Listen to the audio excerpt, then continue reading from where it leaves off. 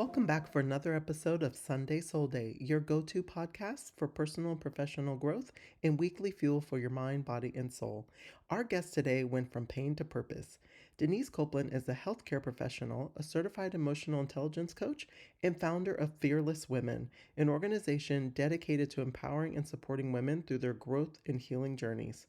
We talk about her journey through early childhood trauma, relationships, life transitions, coaching, and building a global community for women. Let's welcome her to the show. Welcome to Sunday Soul Day, Denise. Hi, thank you. It is an honor to be here, and I'm just excited. I'm so excited for it. I've just been expecting it, and just I hope for this interview. I am so excited as well. And, I have to say, Denise and I have something in common. She knows several of the coaches that have been on, our soul fueling guests. And I couldn't wait to have her on because we had such a beautiful conversation and what she's doing around building community for women.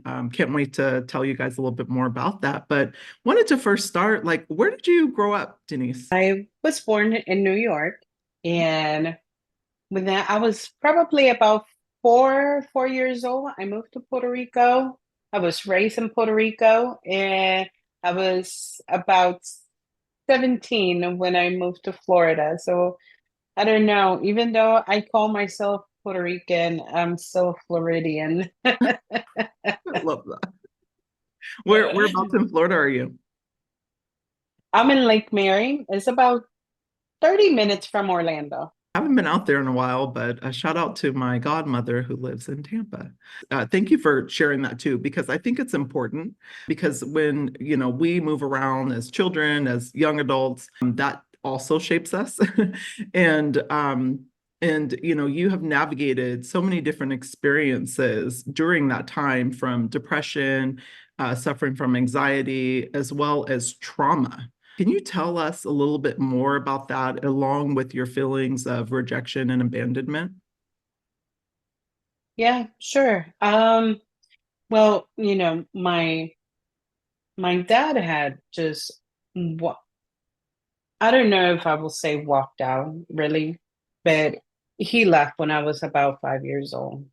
Um, and he just never came back, never touched, never did any calls, any updates or anything. It was not until I was probably like, I don't know, 28, and stayed together for a little bit and then disappeared again. Right now, I don't know, but I think that's where really it all really started.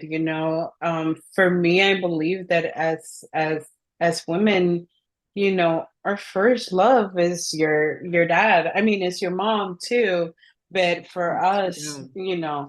looking for a partnership, your first love is your dad, and that was my first heartbreak.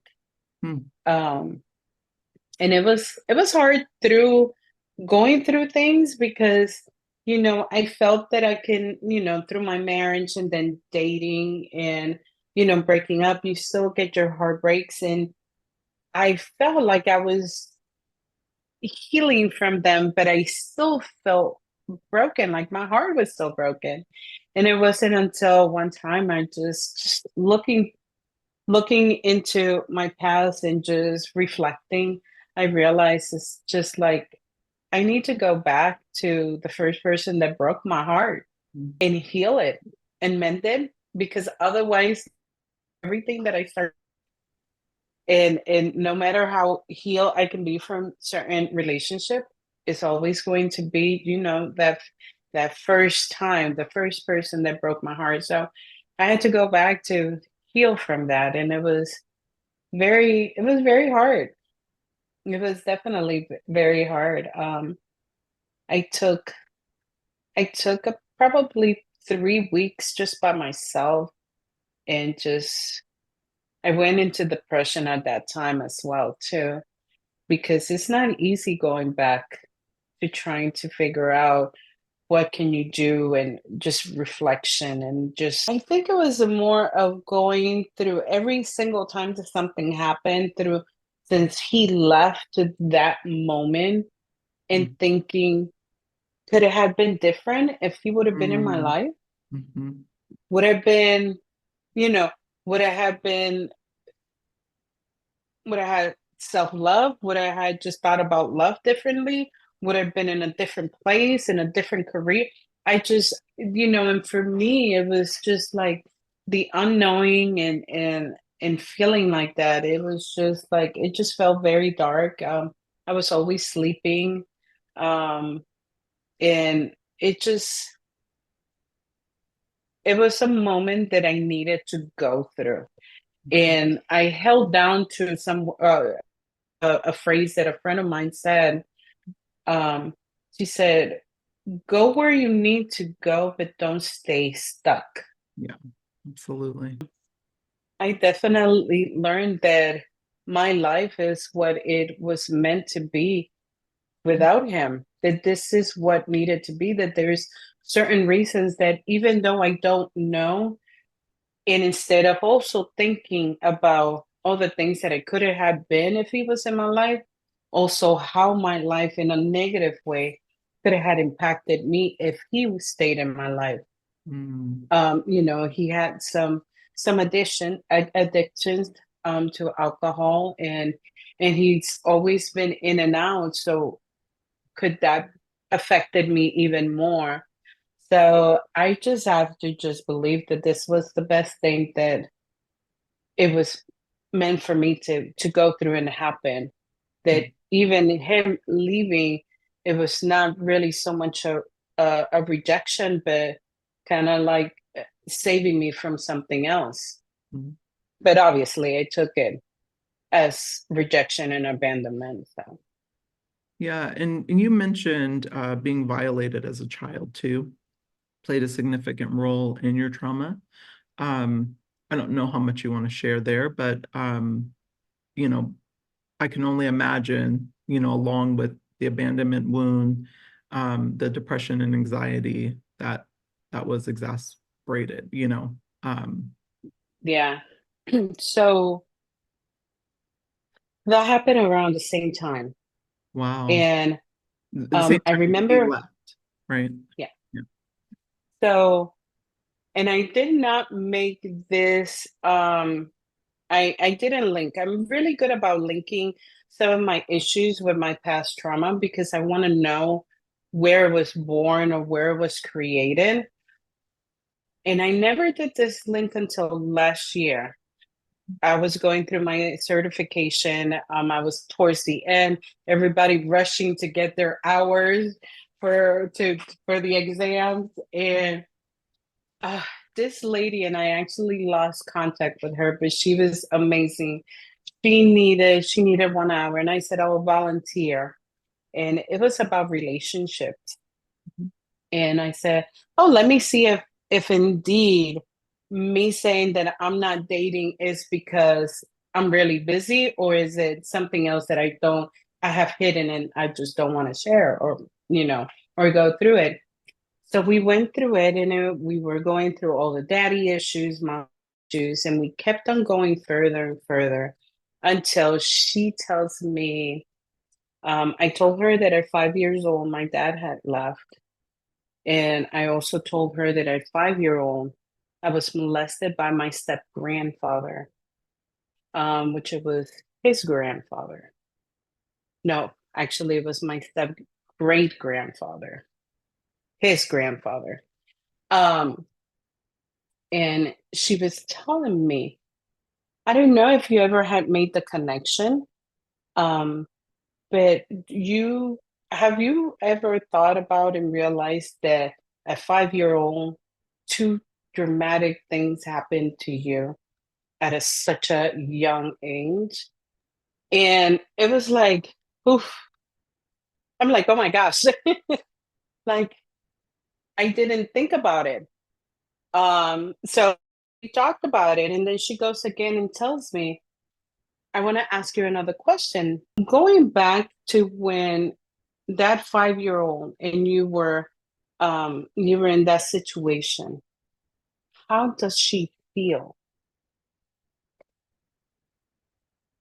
And that took me, that really, really completely just like mind blowing, all kind of emotions. And she feel worthless. And then I lost it. It was because it just, I never made that connection. And I was always so good about going back. I need to heal. I was one of those that want to heal real quick. And because there's goals that I want to achieve and places that I want to be able to experience and do. And I'm like, and I miss this connection. Was so beautiful, and I love that she gave you that gift because it really is a Yeah. gift to be able to go back and tap into our inner child and to really ask like what were we feeling in that moment, how did we feel, and it manifests in so many different ways, and so many of our decisions that we go through and, make along the way in our relationships, in our self-worth, our self-love, our self-acceptance, more importantly. And so, I love that she did that for you. You had mentioned something, and I just want to touch on it before we get too far away from it. But one thing, you were talking about like, oh, if my father didn't leave, right? Would it have been different? Would, certain things not happen? I'm assuming you're alluding to like the child molestation, like certain things that have happened to you, would they not have happened had he had been there? And I remember Oprah saying this really powerful quote that really stuck with me, and I'll share it with you as well in the audience. But she had said, something about giving up the hope that the past could have been any different. That's how we heal. Because the thing Yeah. is our journeys are already designed. And so we're already supposed to go through what we went through, right? Um, And so I know for me, like that was such a powerful quote and resonated deeply with me because I had to give up the hope that the past could have been any different than it was. Everyone in our lives had the tools that they had, you know, even the tools that they didn't have, which is why they showed up the way that they showed up, right? Um, Same with you. You didn't have the tools at 5 to deal with those really traumatic situations, and what a gift though today that you can now help someone else who may be experiencing that or experiencing some form of trauma similar to it. um, so I just wanted to share that as well. No, it's so good. It's like definitely just like putting it all together. That's what it was. And it wasn't until I started looking at it differently that I was able to start letting go. So now that I do believe that things do happen for a reason, and I believe that that experience and everything else that led to this moment, it was for me to be who I am, to handle and tackle all the things that are coming my way. So definitely. But thank you for putting that. That really helps. Of course, absolutely. That's why I love these conversations. It's like I'm learning And so I'm much. gonna use that again Yeah, too. I'm gonna use that. Just please, please, no, and don't give me credit. It was, it's someone else. But no, you mentioned the Jay Shetty coaching certification school being really a powerful time for you. Working with that particular coach, but then also going through the process. Tell me a little bit more, like how did you discover that? Like we all have our unique way of how we came across Jay and decided to sign up for the certification school. Tell me a little bit more about like who do you serve? I I didn't know that I wanted to be a life coach, and I had no idea what a life coach is. Like, I'm a consultant, so I tell people, this is what you need to do. So I'm like, oh, well, that should be a life coach. So I'm like, I could tell people how to fix their life. Little did I know it was all about questions. So I can remember I was in one of the social medias and I saw his introduction or his commercial and I'm like, oh, I should do this. I think this is what I need to do. I did the call and it just felt so right. So, it's like that moment I always say, that moment when you see that perfect purse and you say, that's it. It felt like that. It felt like definitely I was walking into my purpose. And Love that. um and it was just such a great feeling. And I'm like, oh, I'm gonna help so many people and this and that. And then I was the first one that even so I was doing so many self-healing um things for myself, reading books and all that. It wasn't until I was able to compile it and actually create a format, create just something meaningful that I can feel equipped to do it. It was just such a wonderful experience. I can't, and I think everybody that I talk to from the school, they share the same. There is not one person that says otherwise. Everybody, just the community, the change within yourself. Exactly. Um, so, That's the beauty of it, right? It's like, we go in with one kind of focus, which is, oh, I can help someone else. So it's almost like I feel like our hearts were all, in the right space, right? So we already were aligned, with our heart space. And then what was so beautiful going through that process, and I'm sure this is similar to a lot of coaching, programs out there. It's like you learn more about yourself throughout the process because you're peeling yourself back. You now have a framework to work through. You're working through things as you're learning. For me, I'm an avid reader and quote writer and, like writer myself, but I would always like keep it to myself. And I just recently started sharing like just a couple of years ago. But one of the things that was so powerful, and I love that you touched on that, it's like it really brought it all together for me, all of the teachings, because I feel like I can extract so many gems from so many different experiences, whether I'm reading a book, talking to someone, watching a movie, it doesn't matter. I'm always looking for, a gem to extract. And the school was so beautiful in doing that for all of us, where we could go in deeper, even more introspective, and do it with a set of tools that allowed us to not only help ourselves first, but then, give us a better way to help others. So love that you mentioned that. Who do you serve? I serve women that around my age that have gone through, maybe marriage, divorce, had kids or not have kids.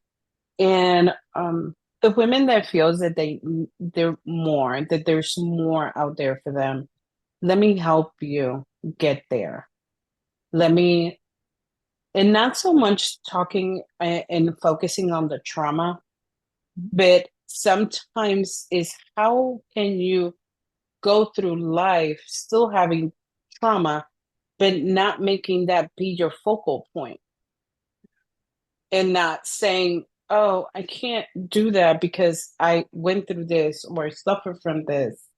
Um, because the mind is very powerful. Mhm. You tell it what you want your body to do or what you want to do in life.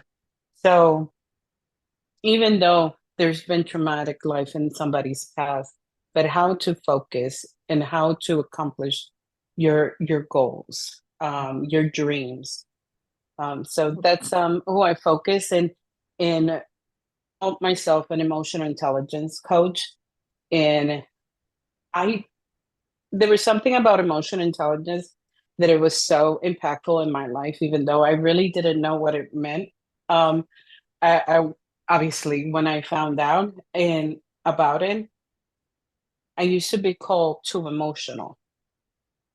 You know, you're too emotional, no matter if it was anger, sad, happy, whatever it was, you're too emotional. So that became so kind of like an identity for me. You know, here comes God and told me and actually put it on my heart that there's a reason why he created me this way. Mhm. I can't change what he created. Even if I wanted to, you can't change it. You're always going to go back to your core. So for our audience who isn't as familiar with emotional intelligence, because we hear that term a lot, right? We've seen it on, Instagram, all over social media. We hear it even in the workplace. Like, explain it a little bit more, like how you would explain it to your clients, like, so the audience can get a better understanding of your definition of emotional intelligence. My definition of emotional intelligence is being so in tune of your emotions that you know exactly where you're feeling the way that you're feeling. If you're feeling sad, kind of like knowing what happened, oh, that's the reason why. Or let's just say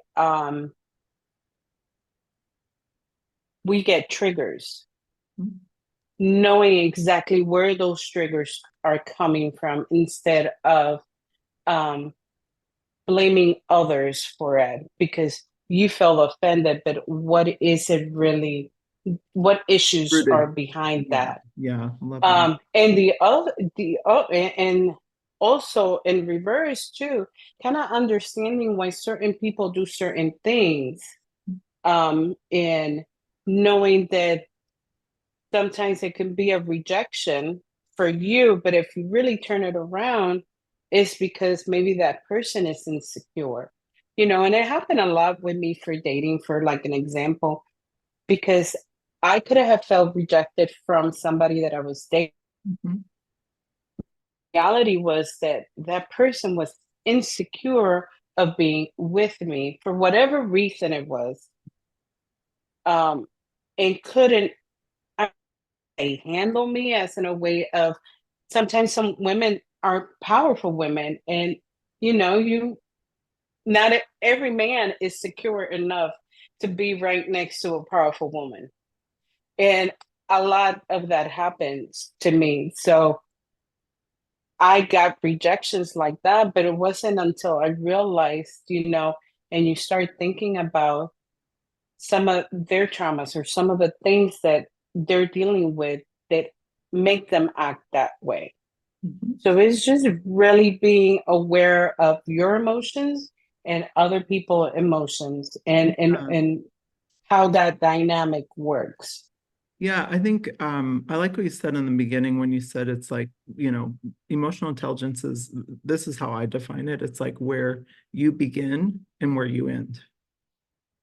And then understanding where someone else begins, right? And you may not know where they end, but at least you know that they're beginning at a certain place. And their however they choose to show up has nothing to do with you. But you can hold space and have empathy to hold space for them to show up however they choose to show up. And so that's how I define it, like in a simple way. Like when I'm trying to explain it to my kids, I'm like, it's where you begin and end. So like where you begin, you understand like where your triggers are happening, like if maybe my son does something to my daughter and now she's upset, right? It's like, okay, so you understand that that came from within you because you have the power of choice to choose however you want to show up or react in that moment, right? And so that's kind of how I like to define it, but also like holding space for someone to show up, but really to realize that however they show up doesn't really have anything to do with you and everything to do with what's going on inside of them. So I like to use the cup analogy. I'll hold my little glass here, but it's like, if I have coffee in my cup, which I do right now, and you bump me, like it's chances it's going to spill out, right? Like, and so same goes for us.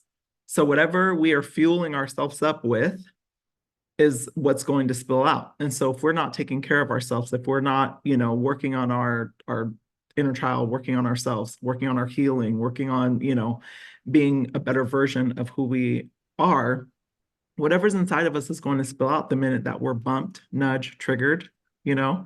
And so if you haven't been working on those things, like that's what's going to spill out. So that's probably what you experience. And it's a lot of what I experience in relationships as well, where that person, that I was with, like, you know, we didn't have the ability to communicate, or we didn't have, and I maybe didn't hold enough space for them, or so it goes both ways. It's not just a them thing, right? So, well, one of the things that I love that you're doing is you're building a community for women.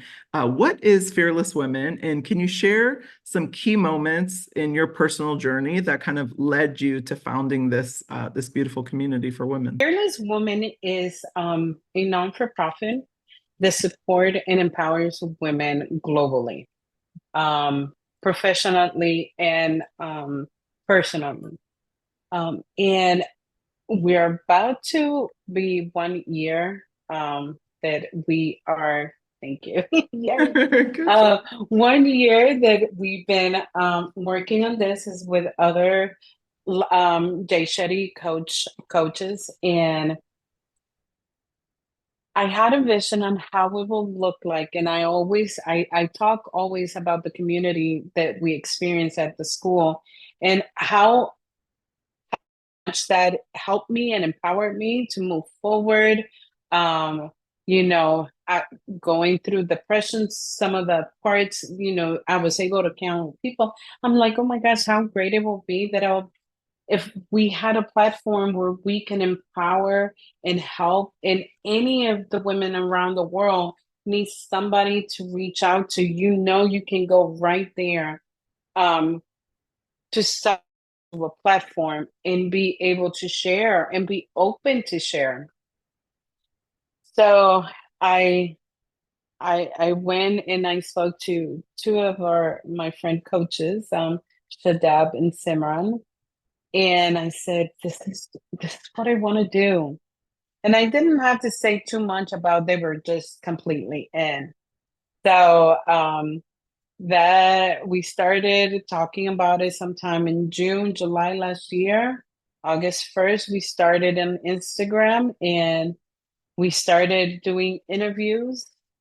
Um, Little by little, it kept on going. So we have 12 Jay Shetty coaches that are, from all type of niches. Now we have mindset, we have relationship, holistic health. We have many of our coaches that are just helping to be there and to empower women. We have Zoom calls that every month we pick a topic and we just focus on that. We had from finances, from relationship, parenting. Um, we are actually going to touch into loss and grief as well. So we have a lot of different topics for the Zoom calls to be able to connect, to talk about it, and start building a relationship. Um, then this year in January, we started with a podcast that we just started saying, let's just interview other coaches and see what they're doing and how, how they're navigating different things that can help. And we had all of them are been women, just been one guy that actually did it, and he was very brave, and it was Nick, and just the way that he was able to also help and and empower women for when it came to parenting. So, but everything is directed to women. Um, like I said, women that are ready to make a change. Love that. I love what you're building, and just excited to see as you guys continue to evolve and grow and build out your Circle app. It just must be really exciting to see where it started, which was just an idea of yours, right, in your heart space, and then growing to where it is today. So thank you so much for sharing that. What would you say is like the hardest part of building a community? Because I know a lot of coaches desire, to build a community. I've seen some folks who have podcasts that are now, shifting to building a community. What would you say is one of the challenging things that you've discovered as you've gone through this? Trying to get it right. You know, we have tried so many things, and it's just, and you have to keep your eyes on the prize. You have to keep your eyes on the end result and not think about if you try to do this one thing and it failed, doesn't mean you fail. It just means that this idea is not no good. Try another one. Um, because I do believe if you have a passion and if if the passion is there, the dream is there, then no, it can make it can you can make it happen. Because it just didn't come out of the blue, you know. And sometimes we don't listen to that. And I'm telling you that at one moment in time back last year, in one of our starting up meeting, I kind of froze and I'm like, oh my gosh, am I about to do this? Should I do it? And you think about all the failures, but I have always had, not anymore, fear of success. There we go. Mhm. And so everything hit. And I remember Shadab said, if this is your vision and this is your passion, just know that and this is something, because I believe that God gave me that as a passion and as a vision. And she said, if he gave you that, then you're divinely protected and guided. And I've been holding on to that for all these months of trying and oh, that's working. Oh, let's turn these around. Let's do different questions. Let's do. So it's been a lot, and that's been one of the most difficult things. Is just not seeing those little moments of failure to determine what the end result is. Um, and we're actually thinking about doing other things, and my dream will be to actually have an in-person conference um, for women. So it's something that you need to, for me, has been to go forward and don't think about failure, because then now you're planning to fail, and we Yeah. have heard that a lot. So just keep on going, and plus I have such a great team. I love that. No, and it's, the thing with failure, it's like, it's really the lens that you look through it, So it's like, do you really see it as failure? Because, what I always say is like, it's so beautiful that you gave yourself permission to suck at something, and to go forth and do something that that's out of your comfort zone, right? Because that's how we stretch, that's how we grow. And that's, you're really giving yourself an opportunity to just be and do, and so I commend that, with anyone and anything that anyone does, and I'm constantly reminding my kids to do that. It's okay to, I try not to use the word suck with them, but it's okay to not be great at something, and so like that's where we grow, and so I love that you are giving yourself permission. And also just the learning, it's like, it's similar to entrepreneurship, right? It's like you're doing all these things, you don't know if it's going to work, but I tell people you only have to be right once. So like, so it's okay, like just keep trying. But if you're not trying, you're not going to ever get to that one right thing. So so see them as little small wins, because you're stretching. So no, well, you're taking care of so many people, you're a mother, you're running this amazing community with women, and a coach, and all the things that you do, working still in healthcare as well. What does self-care look like for you? How do you fuel your mind, your body, and your soul? One of the things that, mm, when I feel that I'm getting to be very stressed and overwhelmed, I look back to see when was the time that I took time alone. Um, and I mean time alone, not in the house. I mean time alone, it can be a whole day of just going to the beach and sitting down at a restaurant. Or I have family in North Carolina. So it's about an 8 hour drive. And sometimes when I do that, even though I'm driving, but it's actually I'm by myself. I'm thinking, I'm planning, I'm just recharging. So my biggest thing that I do is I step out of my environment that I'm in every day. That's one of the most beneficial, and I say the one thing that works for me. But once I feel that I'm very stressed and overwhelmed, which I try not to do, now I know what's happening. I love that. That's so good. I do the same, and it's one gift I give myself. And even like within my home, I have to move locations even within my home to just like keep my creative juices flowing.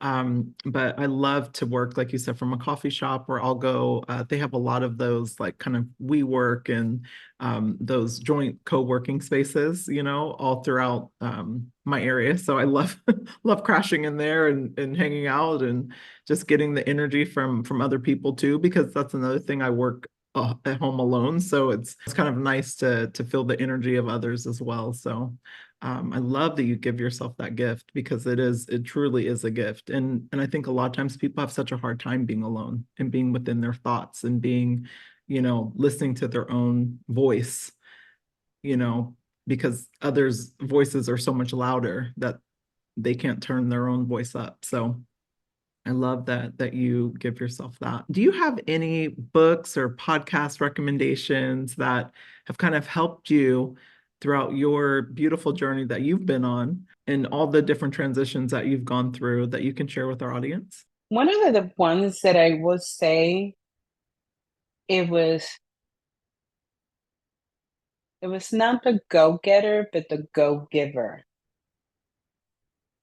and that was such a great book because many of us we say, "Oh, I'm a go getter." Well, some of us are actually go givers. And it was just really a book of just kind of like investing into other people and just giving, being a giver. And I see myself sometimes even in my industry helping other people to do what I want, what I'm doing. But it just empowers me. It makes me feel good that I'm contributing in somebody else's. Because what's for me is for me, you know? Um, and what's for you is for you. If we have that mindset and we start giving more of us to other people, then a lot of things can start happening within that chain reaction. So, but to tell you, I really do not have a favorite book or No, no, that's podcast, perfect. but I do have favorite coaches. So definitely Tony Robbins is one of my favorite ones, and I have them in categories. So Tony Robbins, it was more of personal growth, even though he can be a genius in entrepreneurship. But I found some of my biggest growth, personal growth, with him.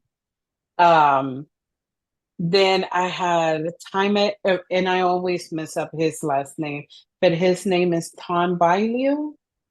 He is one of the co-founders for Quest.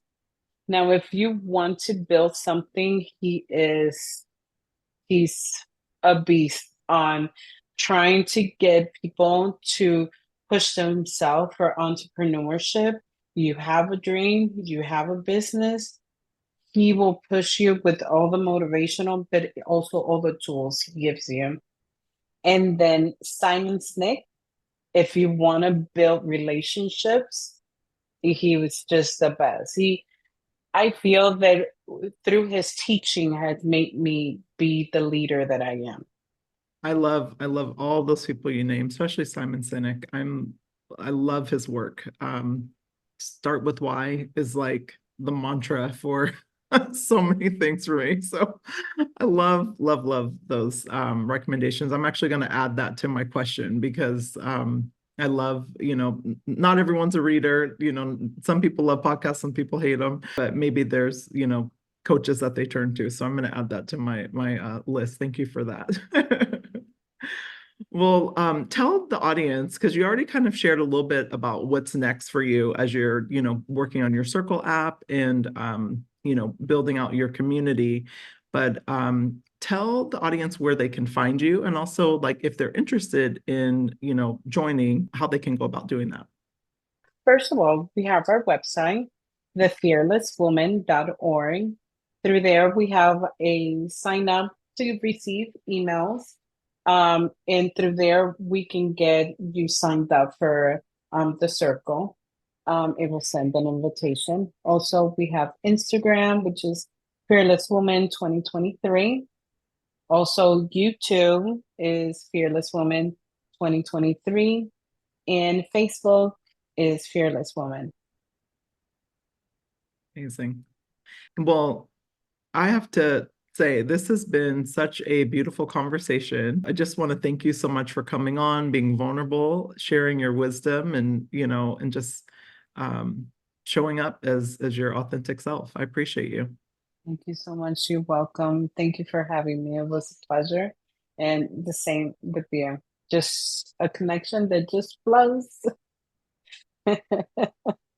Well, everyone, thank you so much for tuning in. And of course, as always, have a beautiful Sunday. God bless you.